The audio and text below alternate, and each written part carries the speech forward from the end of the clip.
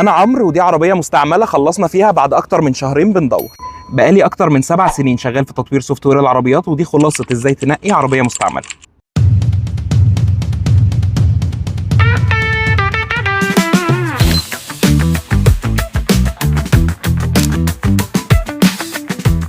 وهقول لك 5 نصايح ما تشتريش العربيه دي اول ما تشوفها او اول ما تكشف عليها. سوق المستعمل صعب زي ما انتم عارفين. اهم حاجه تبص عليها هي الدواخل، واول حاجه انك تتاكد ان الستاره ما فيهاش اي شغل او تعويج زي ما انتم شايفين. تاني حاجه تبص عليها هي القايم وداير الباب، لازم ان هما ما يبقاش زي ما انت شايف اي شغل، والسقف برضو تتاكد ان هو ميه واحده وما يبقاش فيه اي اثار لمعجون او اي رش. الستاره اللي ورا زي ما قلنا على الستاره اللي قدام عشان ما يحصلش فيك زي ما حصل فينا، فاكر؟ انا مش هنسى اليوم ده. الراجل قال لك فابريكا دواخل، فابريكا دواخل ما فيهاش غير الستاره فيها، ما فيهاش جنيه مصروف. ما فيهاش جنيه مصروف طبعا فابريكا. فقال لك ان الستاره مش مقصره خالص على الشاسيه والقوايم، بس للاسف لما رحنا كشفنا لقينا ان العربيه فيها مشكله في القوايم 60 جنيه مصروف، 60000 جنيه مصروف بالظبط، وفيها مشكله في القوايم والشاسيه. والراجل جاي بيقول لي بمنتهى البساطه انا ما ينفعش ارجع لك الفلوس. ليه؟ لان انا قلت لك ان العربيه مش فابريكا دواخل يا باشا. طب انت قلت لي ان يا دوب الستاره.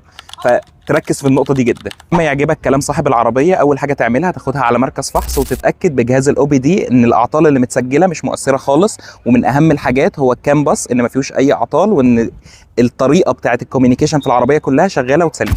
هتاخد العربيه وتطلع بيها على مركز الكشف، واول حاجه تعملها انك هتقرص على العربيه سنه، وهتبدا ان وانت بتسوقها تتاكد اول حاجه ان الفتيس نقلاته مظبوطه ما فيهاش اي لاج او تاخير، وتتاكد ان الموتور حالته سليمه. ازاي؟ هتقرص عليها شويه بمنتهى البساطه، ورقك سليم، تطابق رقم الشاسيه والموتور بالارقام اللي متسجله، وتعمل كشف جنائي على العربيه، وبالتالي تتاكد ان العربيه ما عليهاش اي مشاكل. هو في ايه حضرتك بالظبط يا فندم؟ كل ده وفي ايه؟ امن ومتانه. امن ومتانه.